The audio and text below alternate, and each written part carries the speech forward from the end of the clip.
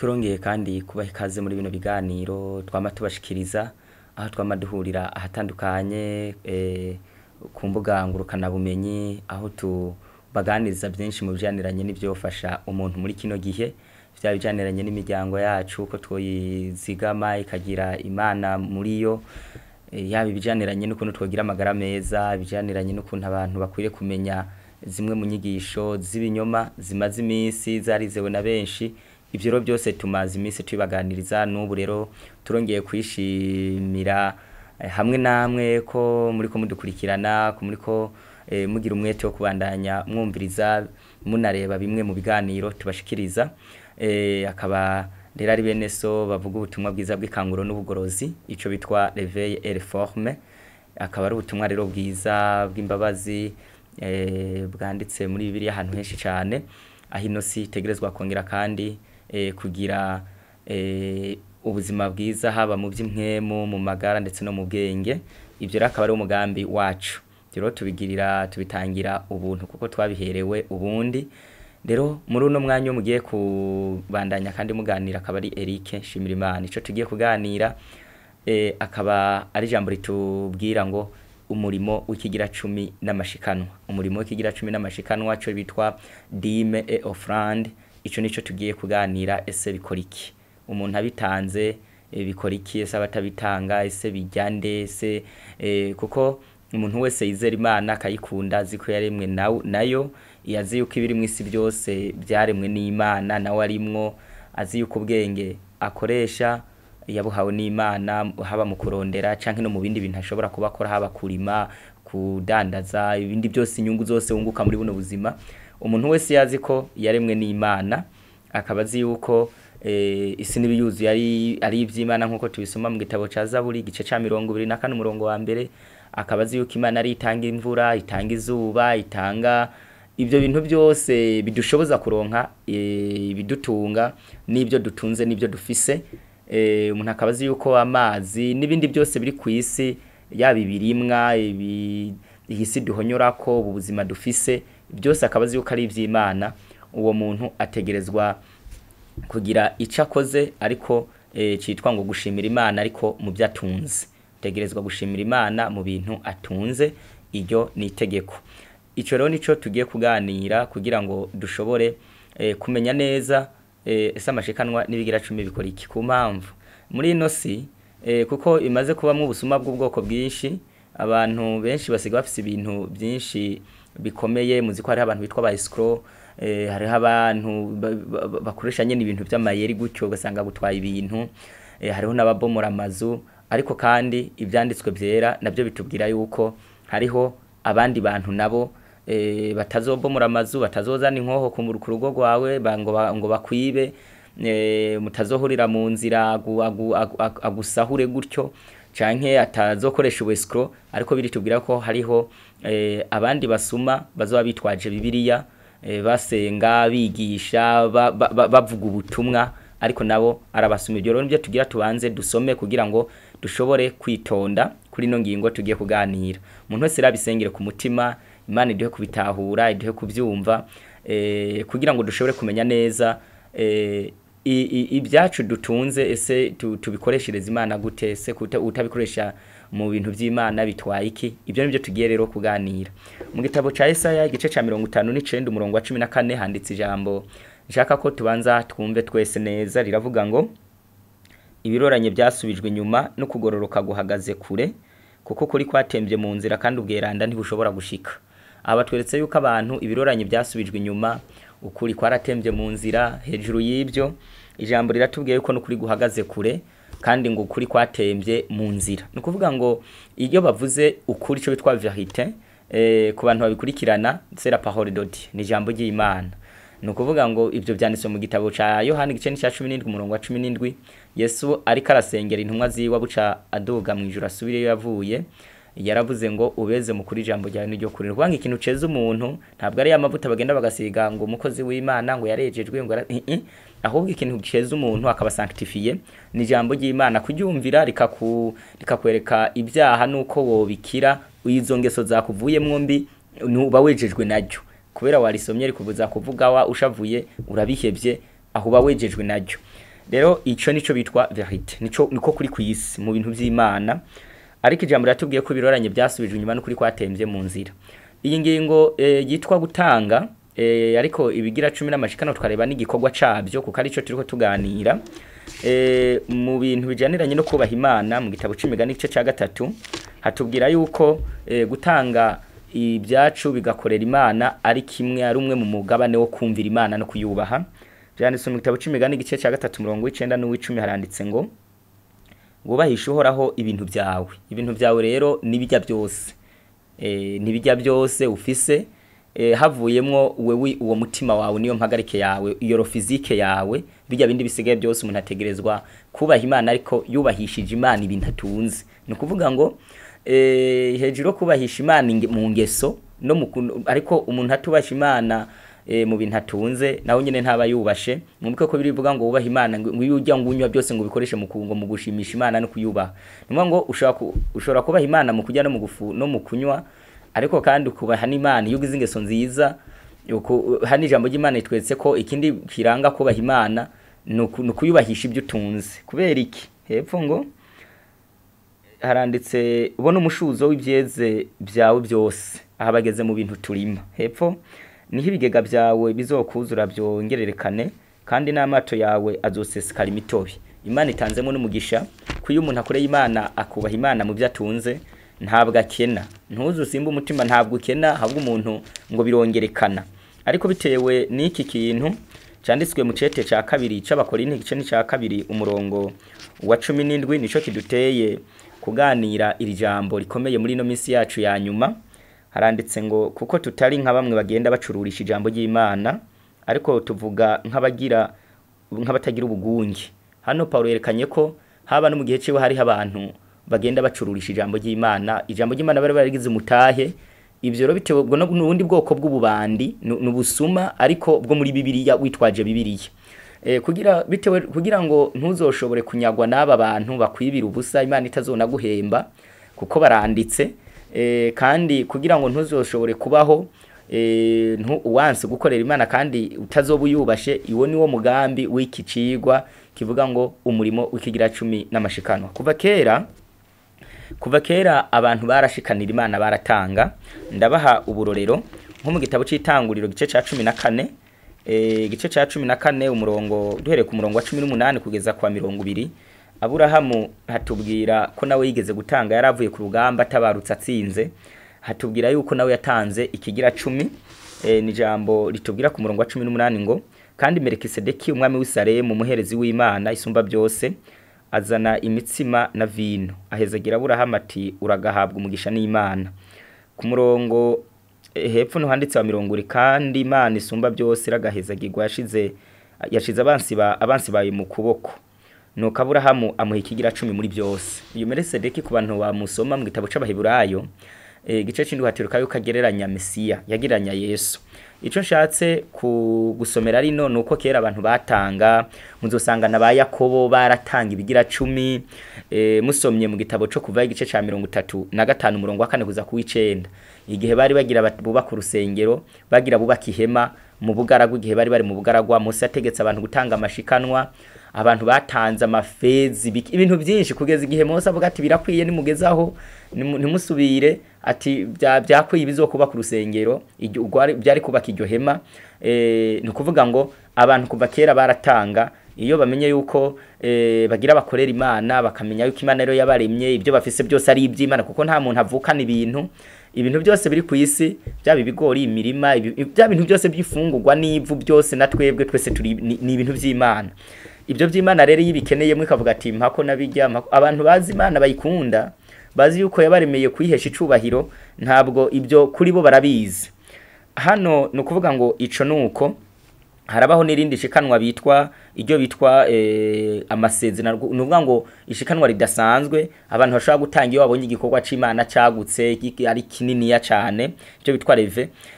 No kuvuga ngo musomye nk'igitabo c'Ingoma, igitabo c'Ingoma ca mbere gice ca 29, aho twasoma ahere ku murongo wa mbere gushika kwa 3, ni Dawidi mbere yuko apfa yabwiye abisirayeli bose ko bategerezwa gutanga amashikanwa dasanzwe kugira ngo bashobore kugira ngo Salomo umuhungu azoshobore kubaka rwa rusengero. rw'Imana yari yarasezeranye ko umuhungu wari wazogubaka. Aranditse hano ngo maze umwami Dawidi abarira ikoraniro ryose ati umuhungu wanje Salomo ari we nyene Imana yatoranije aracari muto ntarakura, naco igikorwa ari kinini kandi iyo ngoro itazobi y'abantu ariko izobi y'uhoraho Imana. Kwanga ico gikorwa cari kinini kandi c'Imana byatumye abantu batanga ibintu byinshi.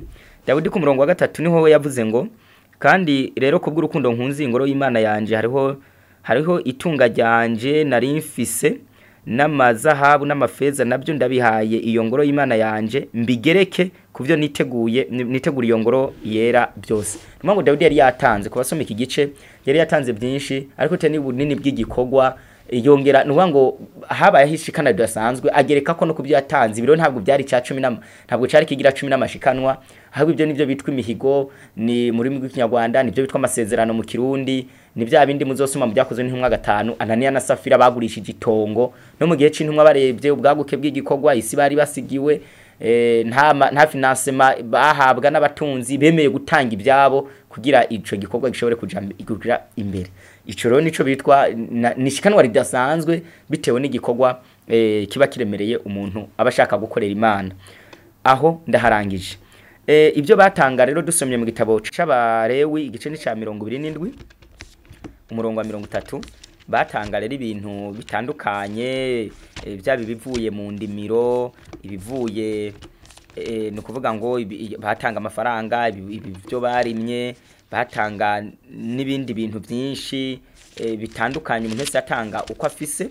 Ivyo biri mu Balewi igice ca 47 umurongo wa 30 nahanditse ijambo rikurikira mu byeze byo mu gihugu byabi byo mu ndimiro canke ibyamye ku biti ikigira 10 cibyo byose ni canje nijoraho bivuze. Ni kuvuga ngo ivyo nivyo bintu batanga ivyo mu mirima, ibyeze ku biti, mu butaka n'ibindi byinshi. Baratanga n'amafaranga nkuko twagiye tubisoma aha haruguru uko ayo niyo nuvuga ngo ivyo nivyo batangira Imana baba babikuyaho. Aho ngeze ibyatanzwe rero byakora iki kera niho mpereye kera Yesu ataraza ishingiro ry'intumwa ritaraboneka. Ibyo no kuvuga ngo ibyo bari batanze ibyo mashikanwa nibigira 10 n'ibindi bintu batanga mu Isirayeli ho baratanga n'ayandi mashikanwa yitwa no kuvuga ngo baratanga ibimazi. Mwibuka yuko iyo Abisirayeli bagiye gutanga ikimazi bakijanye ku muherezi kugira ngo ashobore kubunga n'Imana, bajana n'amafu kugira ngo abaherezi bashobore gucumba bafungure, bajana n'amafu agogoye. Abaherezi bahejeje gukurako ibinure n'ibindi byinshi bakabigira bashira ku mibavu imota neza kugira Imana ico kimazi cemego n'ibyo byaha bihanagugwe. Izo nyama zisigaye abaherezi baracumba kuko babaho kwihema baca bacumba. Aho no yari amashikanwa y'amafu bajana na n'ikimazi mu gihe ca kera.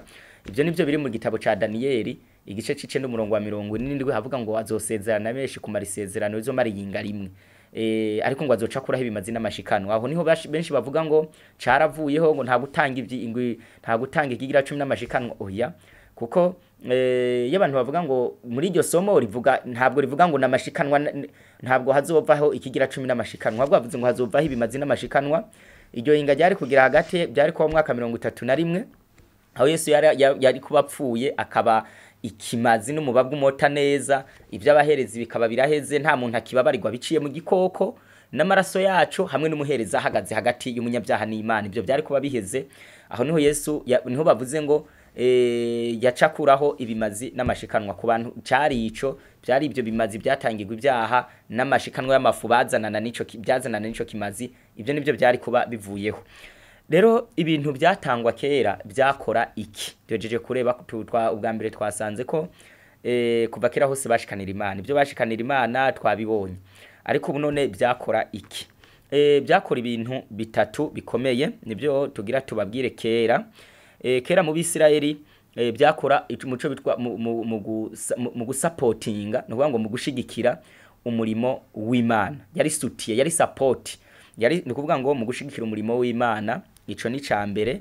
Ivyo rero tubisoma mu Kuva 3:5 umurongo wa 4 n'u9. Hano handitse bubaka urusengero bakusanije ibintu amashikanwa n'ibindi byose by'amazahabu barabitanga kugira ico gikorwa gishobore gukogwa neza. Ico ni cambere. Cya kabiri ibintu byatangwa ibyo bigira 10 n'amashikanwa byafasha imfubyi n'imfakazi hamwe n'inyambukira n'undi muntu wese ababaye mu Isirayeli.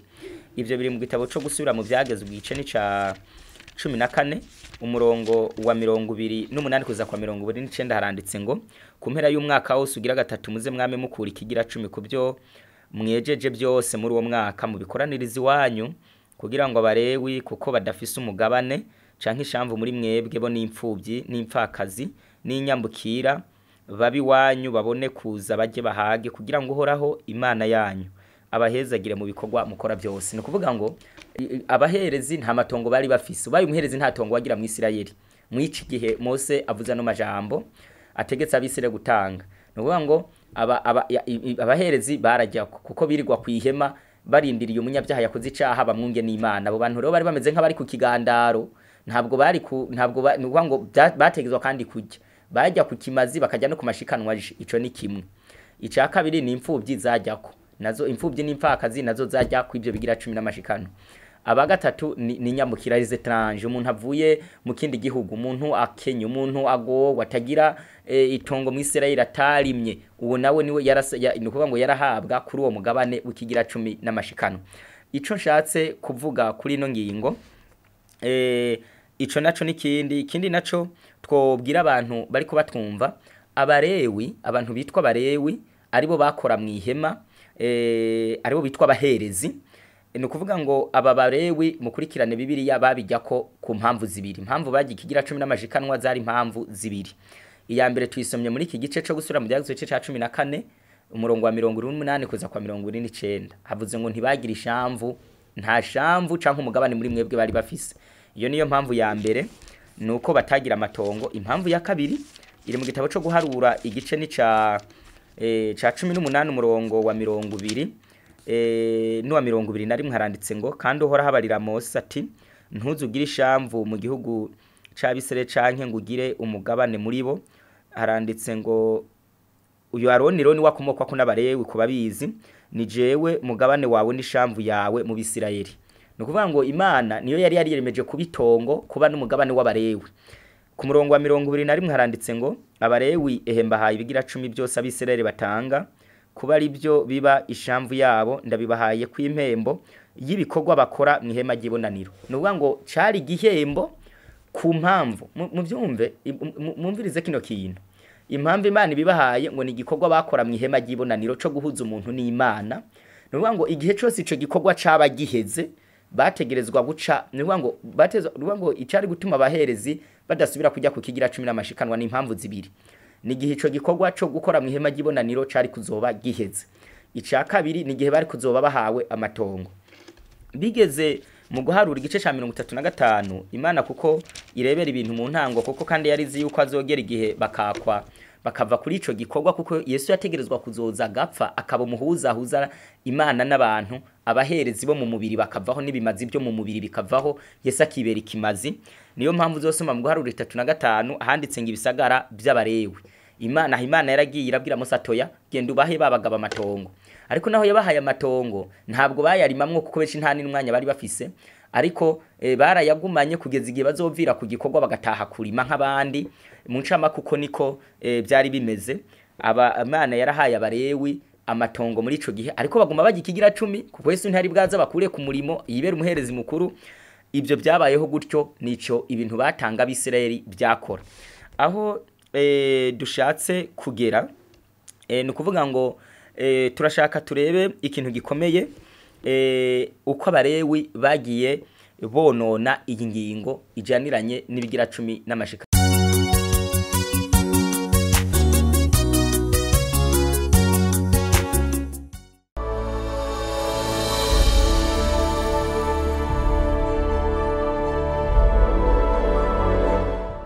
Uko bihe byagiye biha ibindi abarewi bitewe n'umuzi wo kurura wabamezemwo n'ibyaha no gushaka inyungu nyinshi. Ibi nukuvuga ngo iyi ngingo y'ibintu abiserere batanze n'ico byakora bagiye baza babikatisha babishira mu yindi nzira bitewe no kubona yuko babisangira n'abantu benshi. Na urumva imfubyi zarajya ko imfakazi n'inyambukira n'abandi bantu bose bababaye. Kandi mwibuka impamvu mu Isirayeli imfubyi zari zahabwa agaciro cyane basoma igitabo cyo guharura no kuvayo no gusubira mu byagezwe n'abarewi basanga abantu benshi bitewe n'ubugarariji bari bafise mu bugaragwa hapfuye abagabo benshi. Abo bagabo benshi ro bagiye baza barapfa, byatumye muri Ikanani hashikayo imfubyi nyinshi, hashikayo n'imfakazi nyinshi. Niyo mpamvu muzamumva ngo hariho n'umwaka batasoroma, mu mwaka w'indwi ibitegwa byose byasoromwa, uwo mwaka hasoroma imfubyi n'imfakazi n'abagowe. Mukumva ngo ku ipembe ry'umurima nta wakuraho byajya abagowe, usize umuganda w'ibigori canke w'ingano mu murima ntiwasubirayo wajya umukene. Nukuvuga ngo burya hahumba abakene, ibyo bitwa guhumba ku bantu baba ahantu barima barabizi.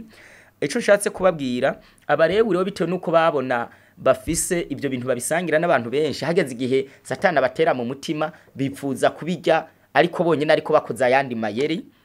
Nibyo nshaka gusoma mu gihe c'uvugishwa n'Imana Yesaya. Ibyo bintu barabitanguye igice ca 56 umurongo w'icenda haranditse ngo yemwe bikoko mwese byo mwishamba nimuze mutabagure, namwe bikoko byose byo mu kibira. Ibikoko bivuzwe hano no kuvuga ngo bivuzwe hano n'ubujya intama z'Imana zishobora kuzimira Satani azizimiriza mu byaha no mu nyigisho z'ibinyoma. Hepfo ngo abashibamye biwe n'impumyi bose ntaco bazi, bose n'inkimbwa z'ibiyingiyingi zitazi gukuga, bararavuta bararyama bakunda gusinzira, mbere n'imbwa z'ibigunya zitigera zihaga, kandi abo bameze batyo nabungeri. Nuvuga ngo mu gihe ca Yesaya cumuvugishwa n'Imana Yesaya, abari bajejwe kuragira ubwoko bw'Imana bari basinziriye, zari nk'imbwa z'ibigunya, zari imbwa zidakuga. Umuntu imbwa idakuga ni yambwa ibona umwasi ntivuga ati nuvuga ngo n'umuntu wese akorera Imana ariko adashobora gutesha ibyaha, abwira abantu ati ibintu mubikore, ngo nuvuga ntibakuga. Ikindi naco ngo zari imbwa z'ibigunya. Imbwa y'ikigunya ni imbwa gusiba ngaho ariyo kwirira gusa, ari ibyijejwe. Hirya haranditse ngo abameze batyo nabungire. Mu gihe ca Yesaya abungere bico gihe bari bameze uko, haranditse ngo bose bijanira inzira zabo ubwabo, umuntu wese yironderera inyungu impande zose. Nivuga ngo ico bari basigaye barondera zari inyungu gusa, ariko kuburira Isirayeli kuyiragira, kuyibwira ati ibi n'ibyaha, abana babigishe, abagore bige, abasaza bige, bigisha abantu mu nzego zose, ibyo ntabyo bari bafise. Ahubwo ico bari bashaka icyari gikomeye yari amafaranga gusa, kwironderera inyungu. Hirya ngo bati nimuze mbazanire vino twinywere, inturire duhimbe, nejo naho bizomera nkuko bizonarushiriza. Nuvuga ngo barajya kuzavuga ati bicaye ati najyari bizorushiriza tuzojya. Nuko bari bameze mu gihe c'uvugishwa n'Imana Yesaya. Ibyo kugira babishike ko muri Yesaya igice c'10 n'umurongo wa mbere haranditse ngo bazobona ibara bishingira ibyagezwe bitabereye n'abanditsi bandika ibigoramye, kugira ngo banzura abakene ngo ntibacirirwe imanza, bagakura urubanza ku bagogwa mu bantu banje, bagasahura abapfakazi bakanyaga n'imfubyi. Nukuvuga ngo bari baragiye abaherezi bandika ibindi byagezwe bifise mission yo kunyaga imfubyi n'impfakazi n'abantu bose bagowe. Ibyo nukuvuga ngo uko niko abaherezi bagiye baza batitura iki gikorwa kijaniranye n'amafaranga mu ishengero ry'Imana. Aho hari kumuvugishwa n'Imana Yesaya. Bigeze kumuvugishwa n'Imana Yeremiya, ibyo ngo byabateye gutunga, ngo barayagayaga. Biri muri Yeremiya igice ni ca 5 umurongo wa 26 haranditse ngo muti kuko mu bantu biho habonetsemwe abantu b'abanyakibi, baratega nkuko bateze ibinyoni batega, ariko batega umutego bagafata abantu. Hepfo ngo nkuko bisamba byo kuzuza izo nyoni, niko amazu yabo yuzuyemwe ibigungano, nico catumye bacika bahambaye bakaba batunzi. Bacitse ibiseme barayagayaga, bakora ibi by'akarenza rugero, ntibaburana imfubyi mu manza zabo ngo zibone kuroranirwa, kandi urubanza rw'aboro ntibaruca. Mbere ibyo ntibizotuma nisidukira. Nije horaho mbibajije, mbega umutima wanje ntuzohora ubwoko bumeze butyo. Nukuvuga ngo mu gihe ca Yeremiya bari baragiye baratunga, bari baragiye barayagayaga. Mu Gifaransa bavuze ibyo bitwa fati, ngo bari barabyibushe. Bari barabyibushe baratunga, amazu yari yuzuye ibyo bagunze. Hirya haranditse ku murongo wa 30 habonetse ikintu cakumiza giteye ubwoba mu gihugu, bakamenye bavuga ibinyoma, kandi abaherezi uko baganza bagukura kuri bo, kandi abantu banje nico bakunda. Mbega none muzokora iki kwerezo ryabyo? Nukuvuga ngo cyari kibabaje nukubona abo bantu birirwa barasahugwa, abo bantu babona ibintu byapfuye bakabireba nabo ngo nibyo bakunda. Niyo mpamvu abantu biki gihobwira ati ibintu by'Imana byari byatezwa guca hano ngo ntangorane, ngo abantu nyene no mu gihe ca Yeremiya abantu bikundira ko bayoba bazimira bipfa bidapfa nta ngorane bari bafise uko niko ngo bashaka ko bimera.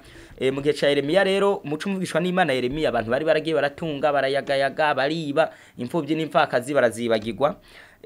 Ico nshatse kubabwira ivyo ngo bari ico bari basigaranye gusa ngo kwari kwigisha inyigisho zoroshe. Yeremiya 6:14 haranditse ngo bavuye igikomere c'abantu banje mirenza ko bavuga bati n'amahoro n'amahoro kandi atamahoro ahari, mbega hari isoni bagize bamaze gukora ibizira, eka nta n'indusoni namba nta no kumaramara nico gituma bazotemba n'abari ku mutembo, igihe nzobazira bazogwaho nije horaho bivuze.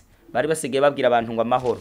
Muri ino minsi huzuye ibyigwa byinshi inyigisho ngo komera ngo migisha ibintu byinshi ibintu bitarimo ingorane hakubwira abantu bihane bagire nwa ngo bari basigaye mu gihe ca Yeremiya bibwirira abantu amahoro gusa PS security nibyo byigwa byari bikwiye ku isi kugeza igihe bana babwira yuko n'ibyagezwe by'Imana ntaco bikimaze. Biri muri Yeremiya 2:3-17 haranditse ngo ntibahengeshanya kubarira abakengera ijambo ryanje batoraho, yavuze ngo muzoba amahoro kandi umuntu wese agendera mu budadarare bw'umutima wiwe baramubwira bati nta cago kizokuzako. Uko niko byari bisigaye bimeze mu gihe c'umuvugishwa n'Imana Hose igice 8:13-14 ho hatubwira ngo ntabwo bari basigaye bigisha abantu ngo bahebe ibyaha, kuko bigishije abantu bagaheba ibyaha abantu baca bareka kutanga ibimazi, kuko watanga ikimazi wakoze icaha. Ngo bitewe no gukunda kwirira ngo bari basigaye batabwira abantu ibyaha kugira ngo ibimasa n'intama n'impene zibe nyinshi. Ibyo bigatuma nuvuga ngo ibyo bigatuma bashobora kwanka kuvuga kwigisha abantu ukugororoka kugira ngo ibyaha bigwire ngo bagume birira inyama. Uko niko bari bameze. Muri Mikaho bigeze kumuvugishwa n'Imana Mika mu gice ca 3 ryo ndarisoma handitse ibintu byari biteye ubwoba bakora. Muri Mika igice ca 3 murongo wa 5 kubyo bavugishwa bazimiza abantu banje bagasemerera bati n'amahoro iyo bagize ico babugunyira, ariko utagize ico ashira mu kanwa kabo bitegura kumugwanya. Hano nuvuga ngo mu gihe ca Mika bakunda kujya nuvuga ngo barajya utagize ico ashira mu kanwa baramugwanya. Iyo bavuze kubugunyira mu Congereza baranditse ngo while they chew with their teeth, no kuvuga ngo iyo bavuze kubugunyira no kuvuga urya, no kuvuga ariko ufise ikintu kiri musi y'iginyo uri kurajya. No kuvuga ngo ico nshatse kubereka ubu n'uburyo bwose bwerekana ukuntu ingingo y'ibitanzwe n'abizera baruhiye bazanye begeranije byagiye biza bikoreshwa nabi binyuranije n'umugambi Imana yari yarabipangiye. Abantu hakubijya ko bahe kuna babandi ariko bagiye baza bakuramwo imfubyi n'impfakazi n'ugowe n'inyambukira babyegeza kure basigara aribo bajya bonyene. Ku murongo wa 11 haranditse ngo abakuru babo bacimanza kubw'ingurire n'abaherezi baho bigishiriza ingero n'abavugishwa baho